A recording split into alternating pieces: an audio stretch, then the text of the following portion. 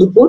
তো ফরেন ডিসকাশনের যারা আয়োজক, আমার মিতা, অভিজিৎ বিশ্বাসকে মিতা বলি শুরু থেকে, মিতা দাদা, আর হোস্ট আমিনুর ভাই, সবাই যারা আসছেন আজকে সবাইকে ধন্যবাদ এবং স্বাগতম। তো আজকের সেশনে খুব টেন্সড যে আসলে কি বলবো, কারণ নর্মালি আমি লাইভে অভ্যস্ত না, একটু বিব্রত বোধ করতেছি। আশা রাখি আপনারা আমাকে সাহায্য করবেন। তো আজকের সেশনটা আমি যেভাবে সাজাইছি, আমি আর দোলন আজকে আমাদের সেশন থাকবো চিত্র গল্প পক্ষ থেকে। তো এই সেশনটা শুরুর দিকটা পার্টটা আমি মেইনলি আমার পার্সোনাল এক্সপিরিয়েন্স, কিছু টেকনিক, আমি কিভাবে কাজ করি, আমি এই ব্যাপারে কথা বলার চেষ্টা করব। এবং ফার্দার এটা নিয়ে বা আমাদের যে ডেস্টিনেশন ওয়েডিং বা ইভেন্ট নিয়ে আমাদের পরের সেশন দোলন কথা বলবে। তো আমি আমার সেশন শুরু করতেছি, তো বেশি কথা না বলে, আর এর মধ্যে যদি কোশ্চেন থাকে আমাদের তো মডারেটর ভাই আমাকে জানাবে। তারপর কোশ্চেন রিলেটেড কিছু ইস্যু আমি বলবো যে কখন আসলে কোশ্চেন করলে, কিভাবে কোশ্চেন করলে বেটার হবে, যাতে করে আমি ভালো উত্তর দিতে পারি। তো সবাইকে স্বাগতম, শুরু করছি। তো প্রথমে হচ্ছে আমার একটু পরিচয় দেই। অনেকে হয়তো আমার হয়তো ছবি দেখেছেন, আমার হয়তো পরিচয়টা নামটা শুনেছেন। তো আমি অভিজিৎ নন্দী, আমি ঢাকা ইউনিভার্সিটি থেকে পড়ালেখা করেছি BBMBA বিজনেস স্টাডিজ। অনেকেই কোশ্চেন করে বিজনেস স্টাডিজ থেকে কেন ফটোগ্রাফি। তো আমাদের এখানে অনেক ইন্টারন্যাশনাল যারা ভালো কাছে, অনেকেরই এডুকেশনাল ব্যাকগ্রাউন্ড অনেক ভালো, তারা প্যাশন থেকে আসতেছে ফটোগ্রাফিতে। তো ফটোগ্রাফিটা আমার আসলে প্যাশন ছিল। আমি ইউনিভার্সিটি ভর্তি করে বাসায় কথা ছিল যে আমি যদি ঢাকা ইউনিভার্সিটি ভর্তি হতে পারি আমাকে ক্যামেরা নিতে হবে। তো তারপর অনেক স্ট্রাগল করে ক্যামেরা কিনি। তার আগে সব ফিল্মে ছবি তুলতাম, ফোনে ছবি তুলতাম। আমি আমার প্রথম ছবি তোলা শুরু করি হচ্ছে মোবাইল ফোন দিয়ে। তা আমি আমার গল্পটা এখানে বলছি, এটা অনেকে হয়তো গল্পটা জানে, কারণ অনেকে হয়তো এখন ইয়ং জেনারেশন আছে, তারা হয়তো ভাবে স্টার্টিংটা মনে হয় সবাই বা দাদা এখন তো ভালো কাজ করে নিচ্ছে, স্টার্টিংটা অনেক স্মুথ। আসলে তা না, অনেকের সবার এখানে জীবনে আলাদা একটা গল্প আছে তার ছবিগুলো শুরু করার। তা আমি কিন্তু আমার প্রথম ডিজিটাল ফটোগ্রাফি শুরু করছি ফোন দিয়ে, 2 মেগাপিক্সেল একটা ক্যামেরা ফোন দিয়ে, ইন্টার ফার্স্ট ইয়ারে। এটা ছিল হচ্ছে 2005-এর দিকে। তো অনেকে ফোনে বিব্রত বোধ করে ফোনে কি হবে কিনা, তো আসলে জিনিসটা তা না, ফোন দিয়েও শুরু করা যায়, আমি করছি নিজে। তো তারপর 3 ভার্সিটি লাইফে শুরু করলাম, প্যাশন ছিল, ঘুরতে খুব ভালো লাগতো। আমি এখনো নিজেকে বলি traveller, I love to travel. তো ট্রাভেল, তারপরে তো সবকিছু মিলিয়ে পরে এখন সিদ্ধান্ত নিলাম না আমি ফটোগ্রাফি দিয়ে আগাবো। এই দুটো নিয়ে আগানো ট্রাই করতেছি। এর জন্য আমার ছবিতে ট্রাভেলের প্রচুর ইনফ্লুয়েন্স দেখা যায়, যেটা আমিনুর ভাই অলরেডি বললো যে ট্রাভেল। তো আমি ট্রাই করছি আমার প্যাশনটার প্রফেশনটার মধ্যে যাতে একটা ফিউশন থাকে। এই ব্যাপারে আমি একটু পরে কথা বলবো, তো যারা এখন আছে। তো প্রথমে হচ্ছে কেন আমার আউটডোর ফটোগ্রাফি ভালো লাগে। অনেকেই কোশ্চেন করে দাদা এত কেন আপনার বাইরে ছবি তোলেন, কেন এত আউটডোর, কেন ইনডোরে আপনাদের ছবিটা কম দেখা যায় বা আপনার ইনডোর কম। তো প্রথম হচ্ছে আমি ট্রাভেল ভালোবাসি, এটা অলরেডি আমি বলে ফেলছি। তো ট্রাভেলে যখন যেতাম, যেমন এই ছবিটারও একটা গল্প আছে আমি বলবো। তো ট্রাভেলে যখন আমি যেতাম তখন ইচ্ছে এখানে যখন আমি ওয়েডিং শুরু করি তখন আচ্ছা এখানে যদি একটা কাপল থাকতো তো খুবই ভালো হতো। তো এই ভিজুয়ালাইজেশন গুলো আমার ভিতরে কাজ করতো। এরপরে যখন আমি খুব ফুল ফ্লেজ কাপল ছবি শুরু করি, আমার ট্রাভেলের নলেজ গুলো বা যে জায়গাগুলো আমার মাথায় ছিল ওই জায়গাগুলোতে আমি আবার গিয়ে ওই জায়গাগুলো নিয়ে কাপল ছবি তোলার ট্রাই করছি। আর আউটডোর ছবিটা মজা হচ্ছে আমি কম্পোজিশন খুব ভালো পাই, আমি কম্পোজিশন বলে ফেলছি। তো ট্রাভেলে যেমন এই তার একটা কথা শোনা যাচ্ছে, কেউ কিছু বলবেন? সরি দাদা, ওই দেখা যায় জয়েন হচ্ছে তো কন্টিনিউয়াসলি হওয়ার সাথে সাথে তাদের মাইক্রোফোনটা অন থাকে, তো ওই কারণে একটু আমি আবার বন্ধ করে দিচ্ছি এখান থেকে সাথে সাথে। Thank you. তো আউটডোরে একটা মজা ছিল যেটা, সেটা হচ্ছে আমার কাছে এটা ভালো লাগে হচ্ছে আউটডোরে যেমন ইনডোরের ক্ষেত্রে আমাকে একটা কনফাইন স্টেজে মানে স্পেস নিয়ে কাজ করতে হয় বা একটা ফিক্সড স্টেজ ব্যাকগ্রাউন্ড নিয়ে কাজ করতে হয়। তো আউটডোরে হচ্ছে পুরো আমার সাথে পুরো ওয়ার্ল্ডটাই হচ্ছে আমার স্টেজ, পুরো ওয়ার্ল্ডটাই হচ্ছে আমার একটা ভেন্যু। তো এখানে আসলে কম্পোজিশন বা ক্রিয়েটিভ ছবির স্কোপ অনেক অনেক বেশি। তো যেটা আমার ভালো লাগে আর কি, যেটা আমাকে মনে হচ্ছে আমাকে একটা আইডেন্টিটি দিয়েছে যে না আউটডোর ছবিতে আমার একটা নিজস্ব স্টাইল আমি ক্রিয়েট করতে পারছি। এর জন্য আমার আউটডোরটা খুব ভালো লাগে। আর যেহেতু আমি ঘুরতে ভালোবাসি, এখন হয়তো দেখা যাচ্ছে শুধু শুটের জন্য আমার অনেক জায়গা ঘুরে হয়ে যাচ্ছে। তো এটা জিনিসটা অনেকটা হয়ে গেছে যে রথ দেখা কলা বেচা টাইপ, আমার ঘোরাও হচ্ছে, আমার প্রফেশনাল কাজ হচ্ছে। তো আমি আনন্দ নিয়ে কাজ করছি। এবং একটা মানুষ যে কেউ আপনার এখানে যারা আসি বা টপ শুনতেছেন, আপনার যদি আনন্দ নিয়ে কোনো কাজ করেন, ওই কাজের আউটকাম আপনার প্রফেশনাল কাজের সাথে কোনো সময় মিলবে না। টাকা যখন ইস্যু থাকবে তখন যেভাবে ভাববেন, যখন আনন্দ নিয়ে ভাববেন তখন দেখবেন আপনি অনেক ফ্রেশ মাইন্ডে ভাববেন, অনেক সুন্দর কিছু আউটকাম রেডি করতে পারবে। এর জন্য মূলত আমি আউটডোরের দিকে একটু বেশি নজর দিয়েছি। আর আরেকটা কারণ ছিল, যখন আমরা চিত্রকল্প ওপেন করি, প্রকৃতি গল্প আমার পার্সোনালি একটা ইন্ট্রোভার্ট ছিল, তখন আসলে যেটা ছিল যে মার্কেট অলরেডি অনেক বিগ প্লেয়ার ছিল। বিগ প্লেয়ার লাগলে ড্রিম ওভার ভালো কাজ করতেছিল, আমাদের চেকমেট আছে, পৃথুরাজা ভাইস ছিল, রেমিনিসেন্স, তাদের নিজস্ব স্টাইল তারা ডেভেলপ করে ফেলছে। তো আমরা তো নিউ কামার, তো অ্যাজ এ নিউ কামার আমরা এই কম্পিটিশনে কিভাবে এন্টার করবো, এটা হচ্ছে সবচেয়ে বড় চ্যালেঞ্জ একটা নিউ কামারদের জন্য। এই কোশ্চেনটা অনেকেরই থাকে যে আমরা হ্যাঁ নিউ কামার, আমরা মার্কেটে আসতে পারতেছি না বা কিভাবে আসতে পারি। এর জন্য আসলে একটা ইউনিক আইডেন্টিটি লাগে। যে কোম্পানিগুলো এখন মার্কেটে আসলে ভালো করতেছে তাদের প্রত্যেকের কিন্তু একটা আইডেন্টিটি আছে। যেমন কারো ছবি যদি লোগো নাও থাকে, ছবি দেখলে কিন্তু বোঝা যায় যে না এই ছবিটা মনে হয় কোম্পানির তোলা, এই টোনটা তো তারা দেয়। তো আমাদের চিত্র যদি মনে হচ্ছে আমাদের কম্পোজিশন বা আর্ট এই আইডেন্টিটিটা ক্রিয়েট করলে আমরা একটা ছোট্ট মার্কেট নিয়ে থাকতে পারবো, এবং আমাদের টার্গেট ছিল এটাই। তো এর জন্য আমাদের আউটডোর ফটোগ্রাফি বা ডেস্টিনেশন ফটোগ্রাফিতে একটু আগ্রহ একটু বেশি। তা আমি আমার সেশনে শুধু আমার প্রপার প্রি আর পোস্ট ওয়েডিং ছবি নিয়ে কথা বলবো, আমার কিছু টেকনিক, আমি শুটের আগে কিভাবে প্ল্যান করি, ডিউরিং শুট কিভাবে প্ল্যান করি, আমার গিয়ার সেটআপ কি থাকে বা কি কি চিন্তা করি, আমি কিছু টিপস আমি দেওয়ার ট্রাই করবো আজকে। আর আসলে এত অল্প সময় তো আসলে অনেক কিছু সম্ভব না, আমি আমার যতটুকু পারে বলার চেষ্টা করবো। এখান থেকে যদি কেউ দু একটা পয়েন্ট নিজে কাজে লাগাতে পারে সেটাই আমার সার্থকতা থাকবে। তো এটা হচ্ছে ইস্যু। তো এটা হচ্ছে এর জন্য আমি আউটডোর ফটোগ্রাফি। তো আউটডোর ফটোগ্রাফির প্ল্যানিং পার্ট, তো আমি এই প্ল্যানিং পার্টটাকে দুই ভাগে ভাগ করেছি। প্রথম পার্ট হচ্ছে আমার শুটের আগের কিছু প্ল্যানিং পার্ট, আর এরপরটা হচ্ছে শুট ডিউরিং শুট টাইম এবং শুট পরবর্তী কিছু প্ল্যানিং টাইম। তো যারা কোশ্চেন করবেন, আমি যেহেতু টানা আসলে কথা বললে জিনিসটা অনেক বোরিং হয়ে যায়, অনেক হয়তো বোর ফিল করবে। তো আমার যে প্ল্যানিং পার্টটা এটা আমি দুই ভাগ করছি। একটা হচ্ছে প্রি শুট প্ল্যানিং, এই পয়েন্ট গুলো আমি ট্রাই করছি সম্পূর্ণ এক্সাম্পল বা ছবি নিয়ে কথা বলতে, যাতে আপনারা রিলেট করতে পারেন। মানে প্রত্যেকটা ছবি আমি ইউজ করছি, প্রত্যেকটা ছবির একটু ছোট ছোট গল্প আছে। তো আশা রাখি গল্পগুলো আপনাদের একটু হেল্প করবে। এই প্রি শুট প্ল্যানিং এর পরে আমি আপনাদের থেকে কোশ্চেন নিব। তো আমি জাস্ট চাইবো যে আপনারা যারা শুনতেছেন এখন, এই রিলেটেড কোশ্চেন গুলো করলে আমার জন্য শুনতে ভালো হবে। আমি আমার সেশন শেষে আবার আমি কোশ্চেন সেশন রাখবো। আমি তখন সব দিক দিয়ে আপনার মানে যে কোনো সাথেই হয়তো কোশ্চেন করতে পারবেন। এই সেশন করে আমি চাবো আপনার এই পয়েন্ট গুলো রিলেটেড কোশ্চেন গুলো যদি করতে পারেন। তো আমি সামনে আগাচ্ছি এবং আমি পয়েন্ট ছবি নিয়ে আসলে এক্সপ্লেন করবো। প্রথমে ছিল হচ্ছে নলেজ। সরি, আমি একটা জিনিস সরাই নেই, স্ক্রিন শেয়ার চলে আসছে। প্রথমটা ছিল হচ্ছে নলেজ। তো নলেজ জিনিসটা কি? নলেজ লাইক ফটোগ্রাফি নলেজ নিয়ে আমি এখানে আসলে খুব একটা কথা বলবো না, এটা আলাদা বিষয়। এখানে নলেজটা হচ্ছে গিয়ে আপনার আউটডোর ফটোগ্রাফির জন্য সবচেয়ে মূল প্ল্যানটা হচ্ছে কি আপনার নলেজ অ্যাবাউট দ্য লোকেশন। অনেকে আমাকে কোশ্চেন করে, দাদা আপনি সুন্দর সুন্দর লোকেশন কোথেকে খুঁজে পান?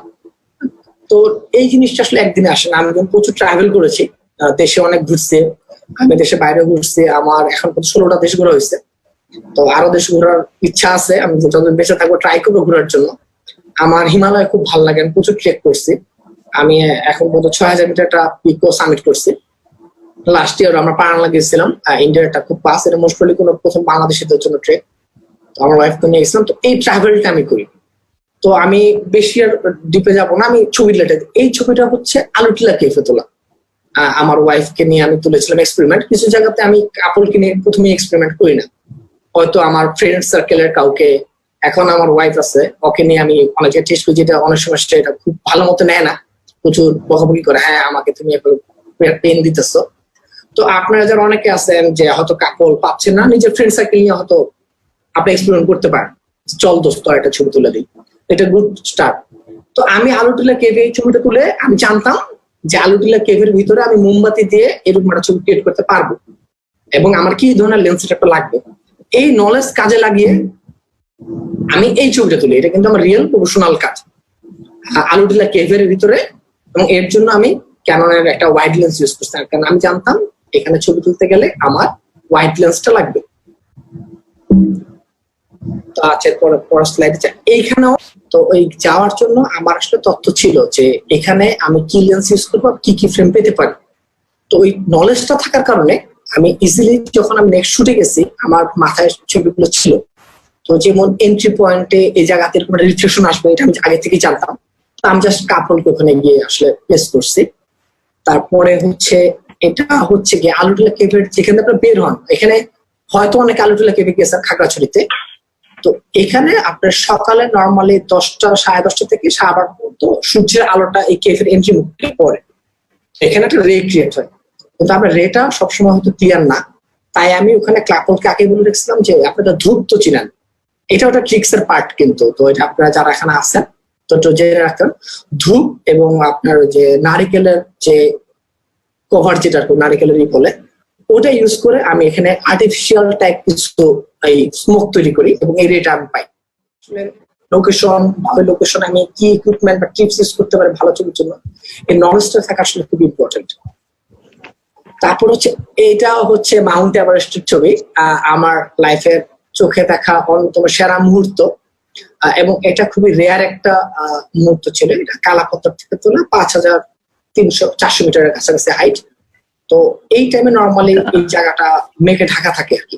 তো যখন আমি প্রথমে ছবিটা তুলি, এটা প্রায় 7 বছর হয়ে গেল আমার ছবিটা তোলা হয়েছে, তখন আমার খুব ড্রিম ছিল আচ্ছা মাউন্টেন নিয়ে যদি আমি একটা কাপল ছবি তুলতে পারতাম, যে ব্যাকড্রপে এভারেস্ট বা একটা মাউন্টেন, সামনে একটা কাপল ধারে আছে, এটা আমার ড্রিম ছিল। তো যাই হোক, প্রায় 5 বছর পরে আমি আমার এই ড্রিমটা ফুল করতে পারি। এটা যদিও মাউন্ট এভারেস্ট না, এটা যদিও এটা হচ্ছে অন্নপূর্ণা 1, এটা 1000 মিটার 8000 মিটার প্লাস। পুরো বিশ্বে 14টা মাউন্টেন আছে, সেটা হচ্ছে 8000 মিটার এর উপরে আর কি। তো এটা হচ্ছে মনে হয় 4th বা 6th হাইস্ট মাউন্টেন। এখানে খুব নিচে হচ্ছে একটু কাপল। তো অনেকে আমাকে কোশ্চেন করে যে দাদা আপনার ছবিতে তো কাপল খুঁজে পাওয়া যায় না, এই কারণটা কি? তো এইখানে আমার একটাই ছিল যে আপনি এত কষ্ট করে একটা মাউন্টেনে গেছেন, ওখানে যদি আমি কাপলের ক্লোজ ছবি তুলি তাহলে ওই লোকেশনটার ভ্যালু কি? এখানে আমার কাছে লোকেশনটা ইম্পর্টেন্ট, তারপরে হচ্ছে কাপল। যে না, এই লোকেশনের সাথে বা আমি যেটা বলি হিউম্যান এবং ন্যাচারাল ইন্টারাকশন, যে আমরা প্রকৃতির কাছে কতটা ক্ষুদ্র, আমরা প্রকৃতির একটা পার্ট, এটা হচ্ছে আমরা থিম। আমি সব ছবিতে ধরে রাখার ট্রাই করি যে না, আমার ছবিগুলোতে মানুষের জায়গার জন্য একটু স্মল লাগে, কিন্তু এটা একটা ফ্রেমিং এর পার্ট, যে এত ওয়াইডও আপনি কি করে আপনার কাপলকে প্রমিনেন্ট করবেন, এটা নিয়ে আমি সামনে কথা বলবো। তো এটা হচ্ছে নাফাকুম। অনেকেই হয়তো নাফাকুম গেছেন আগে সেই ট্রিপে। তা আমি যেমন নাফাকুমে জানি, আমি যাই নাই, বাট আমি অনেকের ছবি দেখে আইডেন্টিফাই করছি নাফাকুমের বামে এরকম একটা বসার জায়গা আছে, যেখানে বসে অনেকের ছবি আমি দেখেছি। তো এই কারণে আমার এই নলেজটা থাকার কারণে আমার এই ছবিটা রিক্রিয়েট করতে খুবই ইজি হয়েছে। তো নলেজ এর জন্য খুব ইম্পর্টেন্ট। তারপর হচ্ছে pre visualization and location study. আমি প্রি ভিজুয়ালাইজেশন নিয়ে অলরেডি কিছু কথা বলছি, যে ফ্রেম আগের থেকে মাথায় রেডি করা ছবি তোলার আগে, যে না আমি এই টাইপ ছবি তুলবো এই লোকেশনে। তো এটা হচ্ছে কুলিয়াখালী সি বিচ। তো এই জায়গাটা আমি আগে গেছি, প্লাস আমি কিছু ওয়েবসাইট থেকে তথ্য পাই, যেমন ট্রাভেলার্স অফ বাংলাদেশ। এখানে যদি কোনো নতুন জায়গা কেউ আইডেন্টিফাই করে, তারা ওখানে পোস্ট দিচ্ছে বিষয়। তো ওই পোস্ট থেকে আমি অনেক জায়গা নিয়ে তথ্য পাই, প্লাস নিচে ঘুরছে আমার ট্রাভেলার ফ্রেন্ডরা অনেক সময় ছবি আপ করলে আমি অনেক জায়গা নিয়ে তথ্য পাই, নতুন নতুন জায়গা।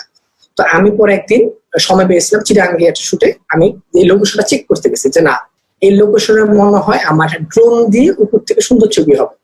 তখন ড্রোন এত প্রচলিত ছিল না। তারপরে আমি যেটা করছি, এটা আমার খুব ইম্পর্টেন্ট একটা টেকনিক, যেটা এখন আমি বলবো নেক্সট পয়েন্টটা, এটা আমি অনেক ইউজ করি আমার ট্রাভেল প্ল্যান প্লাস ছবি তোলার জন্য। সেটা হচ্ছে গুগল আর্থ। এটা আমি জানি না অনেক ইউজ করেন কিনা। এখানে দেখেন গুগল আর্থে কুলিয়াখালীর ছবি, আপনি কিন্তু প্যাটার্ন গুলা বুঝতে পারতেছেন মোটামুটি, যে এই সার্কেলটা দেখা যাচ্ছে। তো আমরা আমাদের অনেক শুটে গুগল ম্যাপ ইউজ করি। কিছুদিন আগে আমার একটা শুটে আমার কাপল চাইছে সে চরে ছবি তুলবে। তো চর প্রত্যেক বছর চেঞ্জ হয় বর্ষার পরে। গুগল আর্থে মোটামুটি আপনার 1 বছরের ছবি দেয়, লেটেস্ট ছবি থাকে।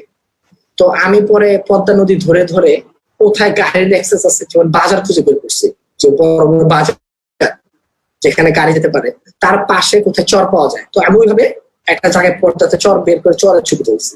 তো আমরা আমাদের অন্য শটেও অনেক সময় এই গুগল আর্থ দিয়ে ওই এলাকাটাকে অ্যানালাইসিস করেছি, কোথায় গেলে আমি হয়তো ওপেন মাঠ পেতে পারি, আশেপাশে কোথাও নদী আছে কিনা।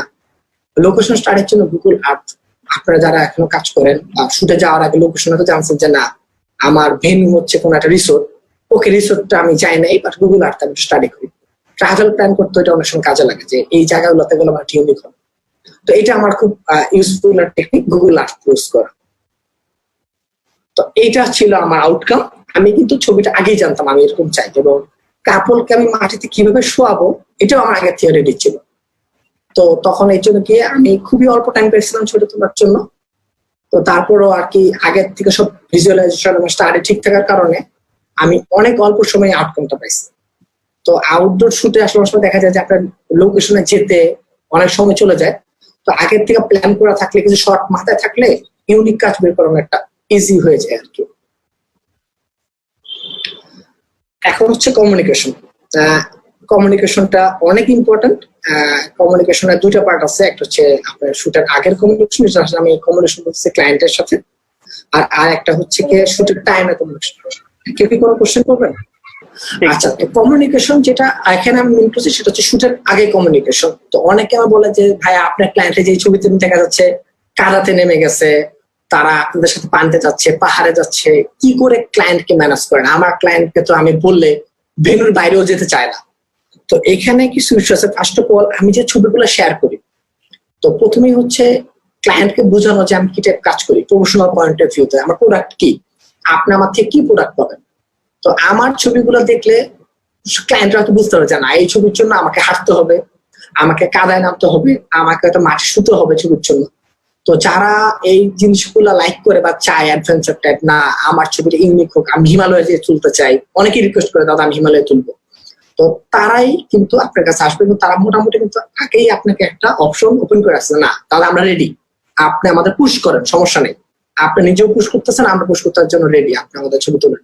তো এই কমিউনিকেশনটা শুরুর আগে যখন আমার ক্লায়েন্ট নক দেয়, আমি বলি যে আমি সবসময় পার্সোনাল কমিউনিকেশন খুব লাইক করি, লাইক একটু মিট করার ট্রাই করি। যে কেউ যদি বলে ভাই আমি আপনার সাথে কাজ করতে চাই, আমি বলি ঠিক আছে আপু পেমেন্ট নিয়ে আগে কথা বলে নেই যে আপনার পেমেন্ট ওকে কিনা। যদি বলে হ্যাঁ ভাই আমরা ওকে, আমি ঠিক আছে তাহলে আসুন একদিন বসে আমরা কথা বলি। তো এই ইনফর্মাল মিটিংটা খুব ইম্পর্টেন্ট। আমি সব ক্ষেত্রেই এই ফেস টু ফেস মিটিংটা ট্রাই করি, এবং এর জন্য আমি খুব লিমিটেড কাজ করার ট্রাই করি, যাতে আমি অনেক কাজ করে দেখা যায় যে আপনি কমিউনিকেশনটা মেনটেন করা খুব টাফ হয়ে যায়। বিশেষ করে আমার যেটা কাজ আমি করি আউটডোরের ক্ষেত্রে, আমি খুব অল্প কাজ করার ট্রাই করি, এবং চাই করি যাতে অল্প কাজ করলে যেটা হচ্ছে কোয়ালিটিটা একটু ভালো দেওয়ার ট্রাই করা বা ইউনিক কাজ করাটা একটু সোজা হয়। তো ক্লায়েন্টদের সাথে বসে জিজ্ঞেস করি ভাইয়া আপনাদের কি প্ল্যান। অনেকে আছে পুরোপুরি আমার উপরে ছেড়ে দেয় যে ভাইয়া আপনি যা বলবেন তাই, লোকেশন আপনার ইচ্ছা। তো তখন হয়তো আমার মাথায় যদি কোনো লোকেশন থাকে যে লোকেশনে আমি কাজ করতে চাই বা আমার ড্রিম ছিল, যেমন এদের ক্ষেত্রে এরা আমাকে ছেড়ে দিচ্ছিল দাদা আপনি যা বলবেন তাই। আমি তখন এই লোকেশনটা নতুন পেয়েছি, আমার চিন্তা চলো যাবা, কিন্তু এই জায়গাটা কিন্তু এরকম কাদা হবে, কষ্ট করতে হবে তোমাদের কাপল। এবং তারা বলছে আমরা ওকে দাদা কোনো সমস্যা নেই। অনেক ক্ষেত্রে ক্লায়েন্ট নিজেই বলে যে আমার এখানে ড্রিম ছবি তোলা, বা এখানে আমি যেতে চাই, আমার শখ ছিল, ছেলের শখ, মেয়ের শখ। এই কথাগুলা বলা খুবই ইম্পর্টেন্ট, এবং এটা আপনার কাজটা অনেক ইজি করে দেবে। তো কমিউনিকেশন ইজ কি। তো এই কমিউনিকেশন গুলো করার কারণে আমরা অনেক ফ্রেন্ডলি অ্যাটিটিউড হয়ে যায়, আমরা একটা শুটে গিয়ে খুব মজা করি, আড্ডা দেই, ফান করি, তো অনেক সুন্দর মোমেন্ট পাওয়া যায় ছবির ক্ষেত্রে। তো এটা হচ্ছে কমিউনিকেশন। তো শুটের আগে আমি এই টাইপ কথাগুলো বলে নেই যে আমরা শুট কই করবো, কি প্ল্যান, ড্রেস আপ কি হবে, কখন, হ্যাঁ, তো ব্যাকআপ প্ল্যান সব আমরা কমিউনিকেশন রেডি করি। তারপর হচ্ছে কনসেপ্ট ডেভেলপমেন্ট। তো কনসেপ্ট ডেভেলপমেন্টটা হচ্ছে ক্লায়েন্টের উপর অনেক সময় ডিপেন্ড করে যে তারা কি কনসেপ্ট নিয়ে কাজ করতে চায়। অনেকে আছে হয়তো ড্রেস কনসেপ্ট, বা আমাদের কিছু জায়গায় আমরা আগে বিয়ের আগে গিয়েছিলাম, ওই জায়গাগুলো নিয়ে আমি স্মৃতিচারণ। এই ছবিটা একটা গল্প আছে। এরা দুজন বুয়েটের ক্লাসমেট কাপল, তো তাদের বিয়ে হয়ে গেছে, তারা দুজন অস্ট্রেলিয়াতে পিএইচডি করতে চলে যাবে। তো আমার কাছে আসার পর তারা বলছে যে ভাইয়া আমরা বুয়েটে তো 4 বছর প্রেম করছি, আমার বুয়েটের কয়েকটা জায়গা এবং কয়েকটা মেমোরি আছে যে জায়গাগুলোতে আমরা ছবি তুলতে চাই, আমাদের ছবি নেই। প্রথম কি একটা এই ছবিটা কি যে আমরা শহীদ মিনারের সামনে ফুটপাতে ও আমার কাঁধে প্রথম মাথা রাখছিল, এটা ওর একটা মেমোরি ছিল। ওরা ওই ছোট ছোট মেমোরি গুলো রিক্রিয়েট করছে। তো this is also kind of concept, যে ওই ছবিটা হয়তো অনেকের চোখে নর্মাল একটা ছবি, হয়তো ফ্রেম, তাদের কাছে ছবিটা অন্যরকম ভালো লাগে। এখানে তারা একটা গাছ ছিল, যে গাছের নিচে তারা প্রথম হাত ধরছে, এবং তারা রমনা পার্কে প্রথম বই গিফট করছিল, রমনা পার্কে ওই জায়গাতেই তারা সেই বইটা আবার গিফট করছে। তো তারা কোন রেস্টুরেন্টে পিজা খাইতো, ওই জায়গা থেকে তারা পিজা খাইছে। এই টাইপ কনসেপ্ট গুলা কিন্তু আপনারা ক্লায়েন্টের সাথে কথা বলে ডেভেলপ করতে চান, আমি কিভাবে কি স্টোরিতে আঁকাবো, আমার ছবিটা বা আমার ভিডিওটা কি রিপ্রেজেন্ট করবে, এই হচ্ছে একটা কনসেপ্ট। আমি আরেকটা কনসেপ্ট নিয়ে কাজ করি রিসেন্টলি, সেটা হচ্ছে শাড়ি। তো আমি যদি কোনো আইকনিক লোকেশনে যাই, আমি ট্রাই করি ওই লোকেশনের কোনো ছবি নিয়ে একটা শাড়ি, আমার কিছু ফ্রেন্ড আছে তো তারা হ্যান্ড পেন্ট শাড়ি বানায়। তো এটা হচ্ছে আমার ওয়াইফ, এবং এটা হচ্ছে কি মনেস্ট্রি, এটা হচ্ছে লাদাখে খুবই বিখ্যাত একটা মনেস্ট্রি। এটা সি লেভেল থেকে প্রায় 4200 মিটার উপরে। তো এই শাড়িটার ভিতরেই কিন্তু ওই মনেস্ট্রিটার ছবি আঁকা আছে। এটাও একটা কনসেপ্ট। তো এই ছোট ছোট ডিটেইলিং বা একটা প্ল্যান আপনার ছবিটাকে একটু অন্যরকম করে ফেলবে। এখানে আপনি যদি নর্মাল ছাড়ে পরে এই ছবি তত্ত্ব, আপনি ওটাকে যেভাবে দেখতেন এখন একটা জাস্ট মনে চারে তাই তো এই ছবিটার ওইটাতে একরকম, তখন কিন্তু জিনিসটা চেঞ্জ হয়ে গেল। তো এই ছোট ছোট কনসেপ্ট গুলো কিন্তু খুব ইম্পর্টেন্ট। তো এটা আসলে ক্লায়েন্টের সাথে কথা বলে নিজের ক্রিয়েটিভ ওয়ে চিন্তা করে কিছু কনসেপ্ট আসলে বের করে ফেলে বেটার। তারপর হচ্ছে এক্সপেরিমেন্ট প্ল্যানিং, এটা শুটের আগে যে আমি শুটে কোনো এক্সপেরিমেন্ট করবো কিনা, নতুন কোনো গিয়ার হইতে পারে, নতুন ফ্রেমিং হইতে পারে, নতুন টেকনিক হইতে পারে।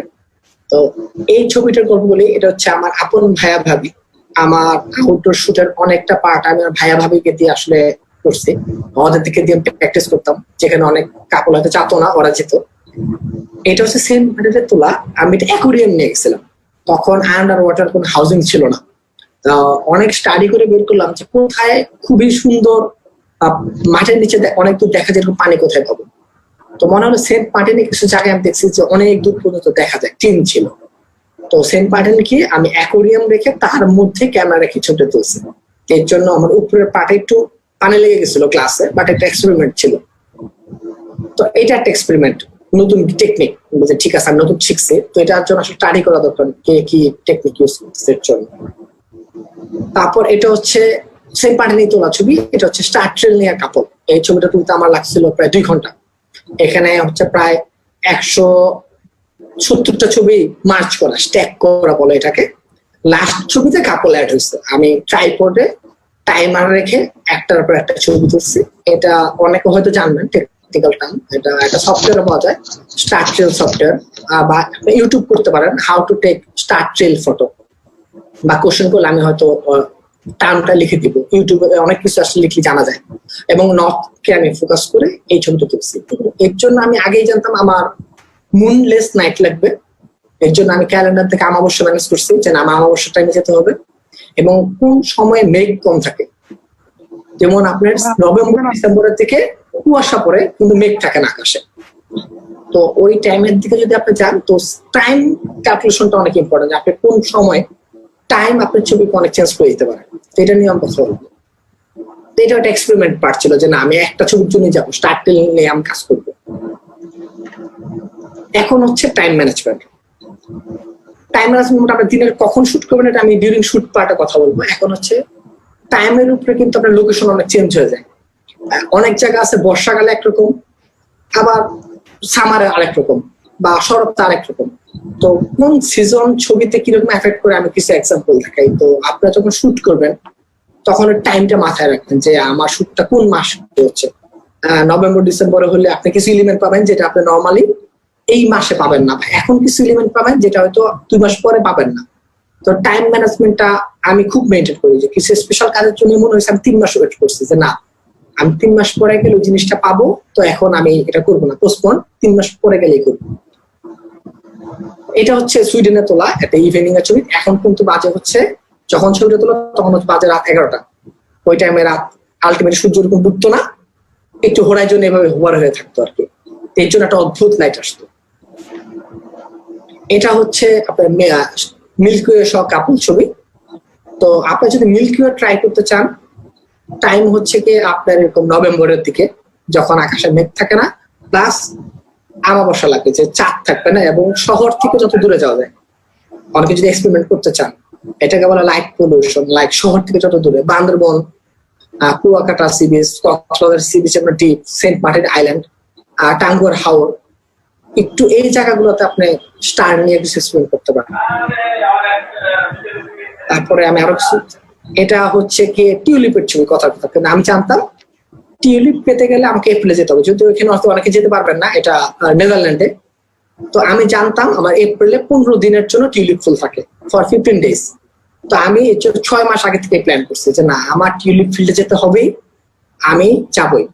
ইভেন আমি আমার অ্যাসাইনমেন্ট নেদারল্যান্ডে এসে হোটেল রুমে বসে অনলাইনে পার্টিসিপেট করছি, কারণ আমি টিকিট কাটা ছিল। আমি আমার ম্যামকে বলে অনেক কষ্ট রিকোয়েস্ট করে টিউলিপ করছি কথা আমি যে 2 বছর মিস করতাম, আমাকে আবার ঠিক 1 বছর ওয়েট করতে হতো টিউলিপ পেতে গেলে।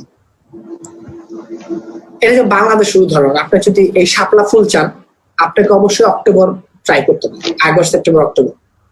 আগস্ট অক্টোবর সেপ্টেম্বর ছাড়া আপনি শাপলা ফুল পাবেন না। তো এই তথ্যগুলো যদি আপনার থাকে যে না আমি শাপলা ফুল নিয়ে কাজ করতে চাই, তার মানে আমার শুট হতে হবে আগস্ট সেপ্টেম্বর বা অক্টোবরের দিকে। আমি সরিষা ফুল নিয়ে কাজ করতে চাই ডিসেম্বরে, তার মানে আপনি আগে থেকে মেন্টালি প্রিপারেশন রাখবেন। ডিসেম্বরে আমি সরিষা নিয়ে কাজ করবো, সরিষা ফুল নিয়ে, তো কোথায় একটু ম্যাসিভ সরিষা খেত পাবো আপনি আগে থেকে স্টার্ট করে রাখলেন বা কাপড় রেডি করে রাখলেন। ডিসেম্বর মানে হচ্ছে আমি হয়তো কুয়াশা, ফগ প্লাস হচ্ছে সরিষা, এই এলিমেন্ট গুলো আমি পাবো ডিসেম্বরে। এটা হচ্ছে উইন্টারে সুইডেনে। আমি একটা ডিফারেন্স দেখাচ্ছি যে কিভাবে একটা সিজন ছবি চেঞ্জ করে দেয়। এটা হচ্ছে বরফে তোলা, বা এটা কিন্তু ড্রোন না, হাতে নিয়ে তোলা উপর থেকে। ড্রোন লাগবে সব ছবিতে তা না, গরিবের ড্রোন অপশন আছে, একটা নাম দেখাচ্ছি। এটা হাতে নিয়ে তোলা ছবি, এটা হচ্ছে বরফের মধ্যে। এরপরের ছবিটা যদি আমি যাই, সেম পোজ, জাস্ট আপনার এটাকে বলে ফল। বাংলাদেশে যদি এরকম ফল হয় না, বা স্টিল ঝরা পাতা থাকে, এটা আমি গাছ উঠে তুলছি ভাই, তো এটাও ড্রোন না, আমার তখন ড্রোন ছিল না। তো দেখতেছেন কি যে একটা সিজনের চেঞ্জ, আপনার ছবি সেম ফ্রেমটাই অন্যরকম করে ফেলতেছে। তো এই সিজনটা বা টাইমটা খুব ইম্পর্টেন্ট, আপনি কোন টাইমে শুট করতেছেন, তো এটা স্টাডি করতে হবে আর কি শুটের আগে। এক শরতে আপনি এরকম পাবেন, অক্টোবর ও নভেম্বরের থেকে আপনি কাশফুল পাবেন। তো এটা যদি মাথা থাকে হ্যাঁ আমি কাশফুল সাদা নিয়ে কাজ করব, তাহলে আপনাকে আসলে নভেম্বর বা অক্টোবর পর্যন্ত ওয়েট করতে হবে। আর আপনি যদি আকাশে অনেক মেঘ চান, যে মেঘের ফরমেশন, সেটা হচ্ছে আগস্ট সেপ্টেম্বরের দিকে, যেটা হচ্ছে শরতের আকাশ। আকাশে অনেক মেঘ থাকবে, মাঝে মাঝে বৃষ্টি হবে, তুলোর মতো মেঘ ভাসতেছে। তো মেঘ নিয়ে যদি কিছু কাজ করতে চান, আপনাকে পোস্ট মনসুন টাইমটা মাথায় রাখতে হবে। অনেক সময় কাল বৈশাখী ঝড়ের টাইমে ছবি তোলা যায়, বাট লাখের উপর ডিপেন্ড করে কখন হবে।